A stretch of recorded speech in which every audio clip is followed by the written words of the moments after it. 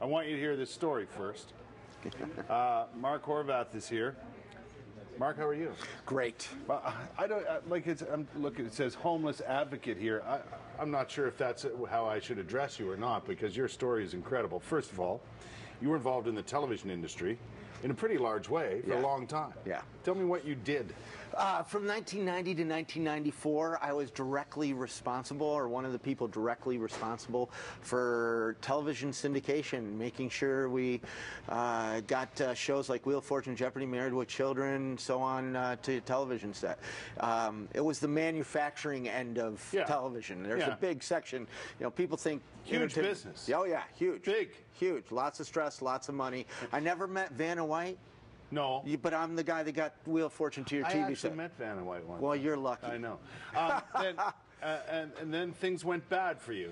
Yeah, I started my career, if you will, in drugs and alcohol at 14, and that continued on up into my television career. So you were functioning alcoholic. Oh, huge. Ended up with like a $300 a day habit. And you know, but I had the money to compensate for it. Actually, when I hit the streets, which eventually happened, I hit Hollywood Boulevard in 1995. You were homeless. I lived After all of that, you were homeless. I sold pictures of my iguana to tourists in the front of the Chinese theater. That's how I survived. Mark got it all back together. Yeah. Right. Got yourself a nice house and back to where a good level of living. Success was on the horizon. And then bam. Yeah. You lost it again. Yeah. What happened? Well, you know, this thing called the economy tanked. Right. You know, and I was right at the beginning of it. It was November of '07 where I you know, lost my job, six-figure job, and got caught up in this catch-22 because, you know, I tried to work at McDonald's. I tried to work at Home Depot, but they said, you made way too much money.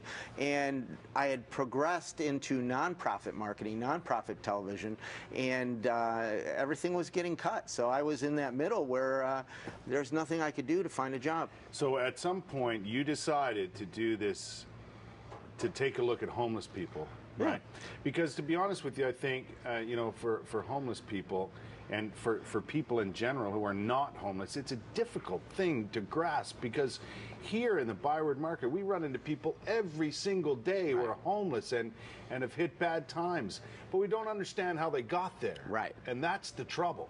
Well, that's where the magic of InvisiblePeople.tv happens. We're good people. We are. And whether it be social norms, we're just too busy, whatever it is, you know, we walk by. Often it's just we don't want to feel their pain. No. But in the comfort of our own home, or getting free Wi-Fi from Tim Hortons, looking at our laptop, we watch these videos. I mean, literally 25% of people that visit InvisiblePeople.tv stay longer than a half hour. Yeah. Now, so you did this in certain parts of the States for a couple of years, is that right? Yeah, I've traveled around. So you're basically going to meet homeless people. Yeah, I mean, you know, here's the deal, is we don't need to hear from another politician or another expert, you know, college professor. We need to hear from that single mom that's living in her van with her two kids. Yeah. We need to hear from that television executive that ended up on Hollywood Boulevard when I was homeless. You know, not now. Yeah. You know.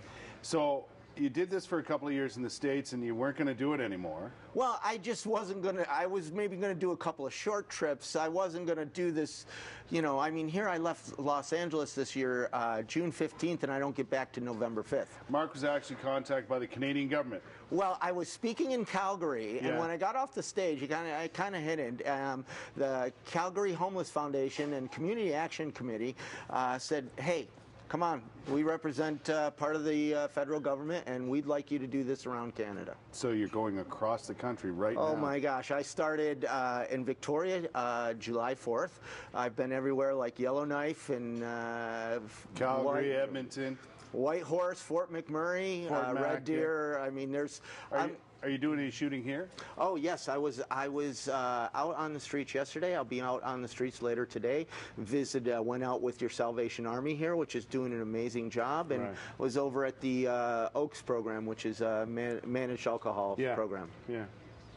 Well, we're out of time, sadly, because I would like to find out more about this, but people can find out more. InvisiblePeople.tv, right? Yep, InvisiblePeople.tv or Hardly Normal on Twitter. Hardly Normal on Twitter. We're gonna follow you. 13,000 people are doing that. I just want to say, you know, this work is so important that you're doing. Obviously, you know how important it is because you've been there, and continued success managing your own addictions and your own demons. Yep. Well, thank you very much. Good to have you here today. Wow. All right, we'll take a break because well, Mark's going to stick around because I'm going to make you have one of those things over there, those treats. Okay. 16 years sober. I'm ready for one of those. Yeah. Excellent stuff. We'll be back getting to work in the kitchen right after this. Don't go away.